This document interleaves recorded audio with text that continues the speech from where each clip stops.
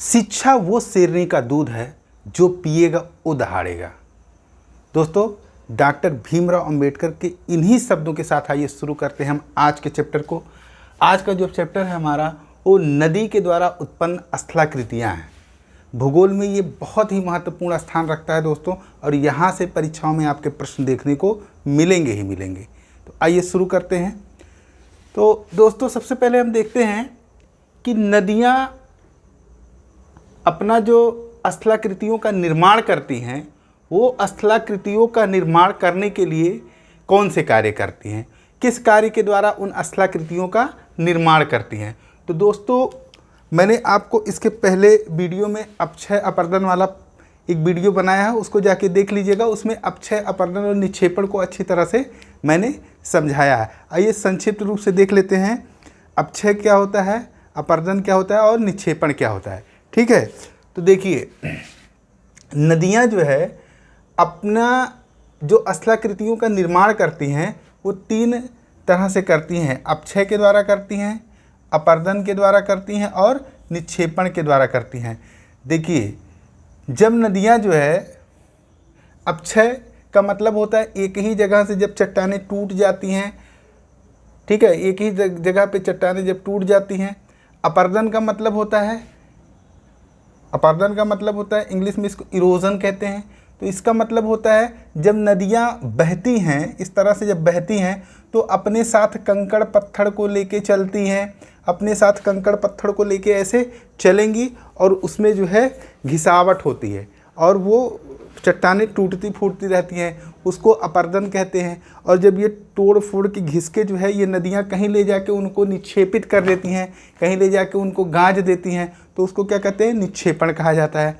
तो इनके माध्यम से नदियाँ जो है अपना कार्य करती हैं, और जब ये कार्य करती हैं तो रास्ते में विभिन्न प्रकार की स्थलाकृतियों का निर्माण करती हैं। देखिए दोस्तों, ये शुरू कहाँ से होती हैं, ये पहाड़ों से शुरू होती हैं और इनका अंत कहाँ पे होता है, मतलब ये अंत इनका जो है समुद्र में जाके होता है। ठीक है, तो देखिए, सबसे पहले हम देख लेते हैं कि स्थलाकृतियों को जानने से पहले हम नदी की अवस्थाओं की चर्चा कर लेते हैं। ये मेन इंपॉर्टेंट है दोस्तों, यहाँ से आपके प्रश्न देखने को मिल जाएंगे और ये बेसिक है, ये आधार है। ठीक है, तो आइए देखते हैं नदी की अवस्थाएं। तो नदी की अवस्थाएं देखते हैं। तो देखिए, नदियों की जो अवस्थाएं होती हैं, मतलब पहाड़ों से नदियाँ जब निकलती हैं और ये जाके समुद्र में मिलती हैं, तो ये तीन अवस्थाओं में होती हैं दोस्तों। ये जो है तीन अवस्थाओं से होके गुजरती हैं। सबसे पहली अवस्था कौन सी है, सबसे पहली अवस्था इनकी युवावस्था है, इसको अपर कोर्स कहते हैं। इसके बाद प्रौढ़ावस्था है, इसको मिडल कोर्स कहते हैं।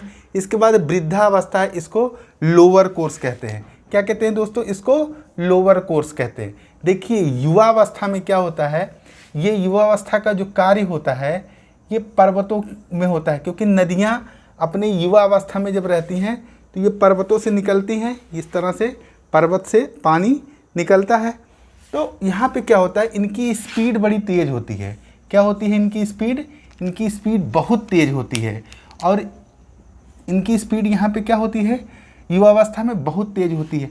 और ये केवल अपर्दन करती हैं। क्या करती हैं दोस्तों, केवल ये अपर्दन करती हैं, मतलब केवल काट छाँट करती हैं। बहुत ज़्यादा भीषण जो है वो मचाती हैं, वहाँ पे जो है इतना ज़्यादा स्पीड इनका तेज़ रहता है। आप कभी जब जाएंगे पहाड़ों में, मसूरी टहलने जाइए या फिर कहीं और जगह पे टहलने जाइए जहाँ पे पहाड़ों से नदियाँ निकलती हैं, देखिए वहाँ पे बड़ी तेज़ स्पीड होती है इनकी। ठीक है, इसके बाद देखिए प्रौढ़ावस्था में क्या होता है, प्रौढ़ावस्था में नदियाँ मैदानी भागों में घुस जाती हैं। प्रौढ़ावस्था में नदियाँ मैदानी भागों में घुस जाती हैं। फिर इसकी अपेक्षा यहाँ पे क्या होती है, स्पीड इनकी कम हो जाती है। लेकिन ऐसा नहीं है कि स्पीड एकदम कम हो जाता है, स्पीड यहाँ भी रहती है, लेकिन क्या होता है, स्पीड थोड़ी सी कम हो जाती है। तो देखिए, यहाँ पे भी आपका निक्षेपण और अपर्दन ये दोनों कार्य होते हैं। इसमें क्या होता है, केवल अपर्दन का कार्य होता है युवावस्था में, लेकिन प्रौढ़ावस्था में क्या हो जाता है, अपर्दन का और निक्षेपण का दोनों का कार्य होता है। वहीं वृद्धावस्था की जब बात करते हैं तो वृद्धावस्था मतलब लोअर कोर्स। ठीक है, यहाँ पे क्या होता है, ये वृद्धावस्था, ये कार्य जो है मुहानों पे होता है। मतलब नदियाँ की जब अंतिम अवस्था होती है, नदियों की जब अंतिम अवस्था होती है, जब ये समुद्र में मिलने वाली होती हैं, उसके पहले क्या होता है, उसके पहले ये मुहाने पे इनकी स्पीड एकदम कम हो जाती है, एकदम कम हो जाती है, क्योंकि ये थक जाती हैं। क्या हो जाती हैं? ये थक जाती हैं। जो ये मतलब जवानी में जो जुल्म ढाई रहती हैं, वो बुढ़ापे में क्या हो जाती हैं, यहाँ सारी कसर इनकी निकल जाती है। ठीक है, तो ये बुढ़ापे में एकदम थक जाती हैं और यहाँ क्या करती हैं, जो भी अपने साथ चट्टानें लाई रहती हैं, अवसाद लाए रहते हैं, उनको क्या कर देती हैं, ये निक्षेपित कर देती है, समुद्र में क्या कर देती हैं, निक्षेपित कर देती हैं। ठीक है, अब देखिए, तो इस तरह से नदियाँ अपना 3 अवस्थाओं में कार्य करती हैं। ठीक है, अब देखिए यहाँ पे, अब आइए देखते हैं कि किस प्रकार की स्थलाकृतियों का निर्माण होता है।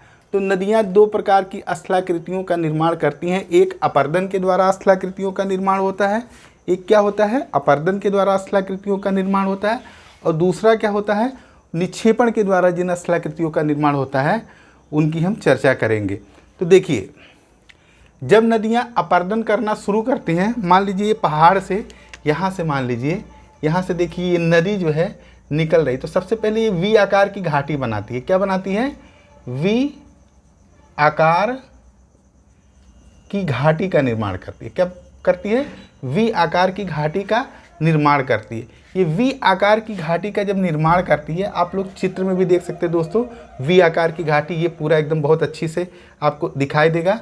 तो ये वी आकार की घाटी का जब निर्माण करती हैं, तो ये देखिए घाटी को बीच में ये काटती हैं, इस तरह से घाटी को काटती रहती हैं, गहरा करती रहती हैं, तो इसका शेप वी के आकार का हो जाता है। कैसा हो जाता है? वी के आकार का हो जाता है। ये नदियाँ जो है वी के आकार का शेप बनाती हैं। अच्छा, एक चीज़ और बताएं, नदियाँ वी के आकार की घाटी बनाती हैं, यू आकार की घाटी जो है क्या बनाती है, तो वो हिमानी के द्वारा बनता है दोस्तों।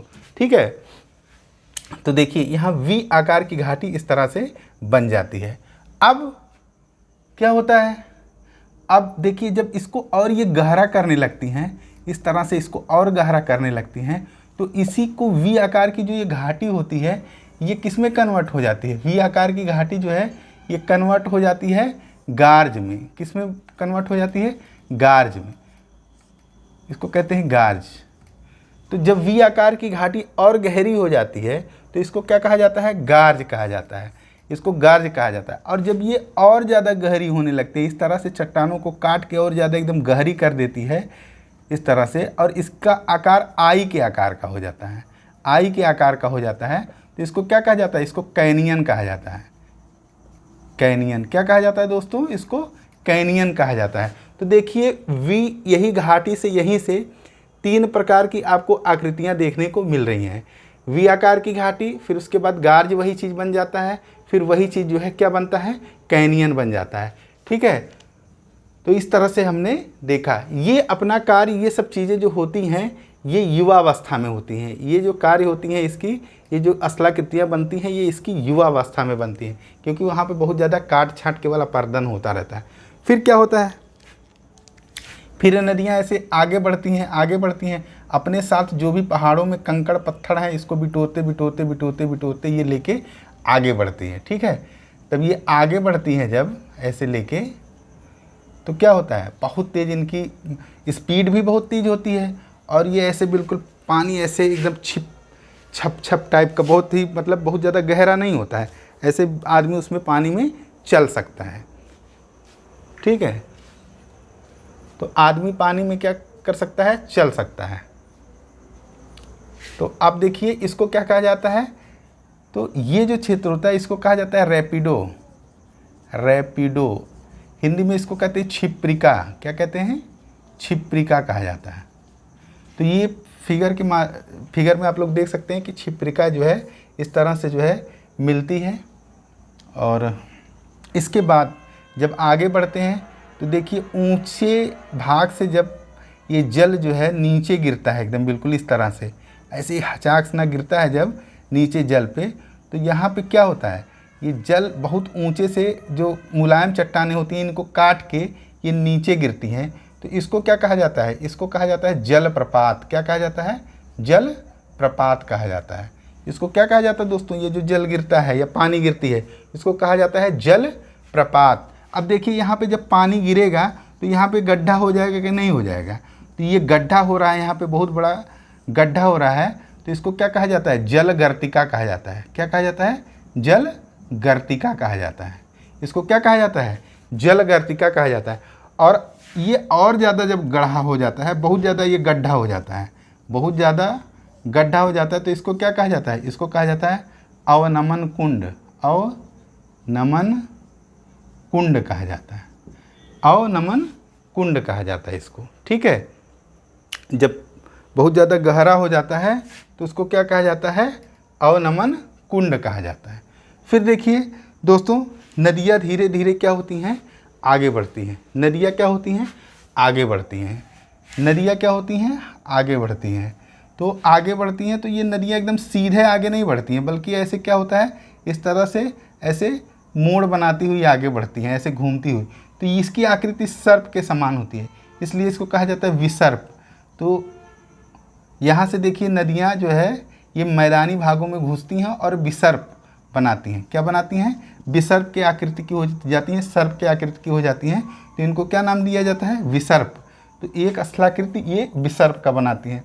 अब देखिए अपने साथ जब ये कुछ अवसादों को लाती हैं तो क्या करती हैं? ये विसर्प नदियाँ अपने तटों पर इनको जमा करने लगती हैं। क्या करती हैं? जमा करने लगती। इस तरह से नदियाँ ऐसे जमा करने लगती हैं। ये देखिए ऐसे जमा करने लगती हैं।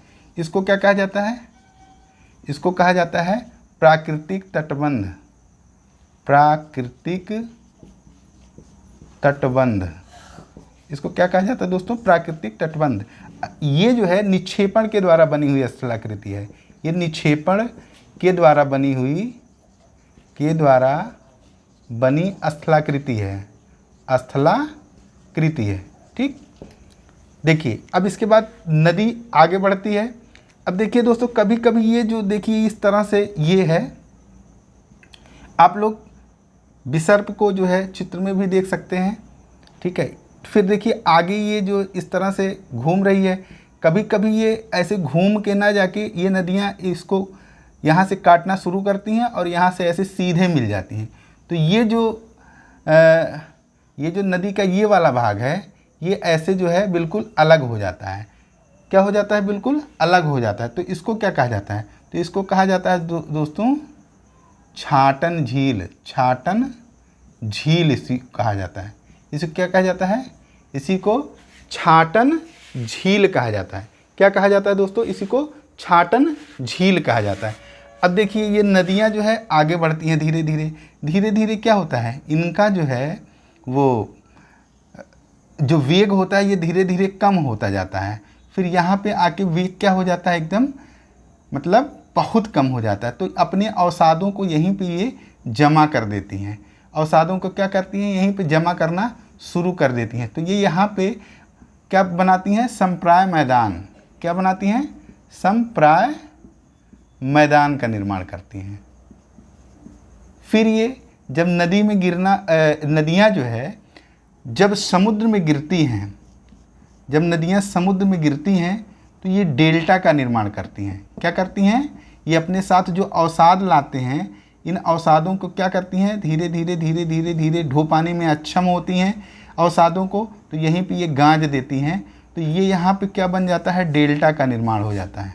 वहीं पे अगर इधर दोनों तरफ ऐसे मान लीजिए पर्वत है, इधर भी पर्वत है और इधर भी पर्वत है, तो ये नदियाँ क्या होती हैं?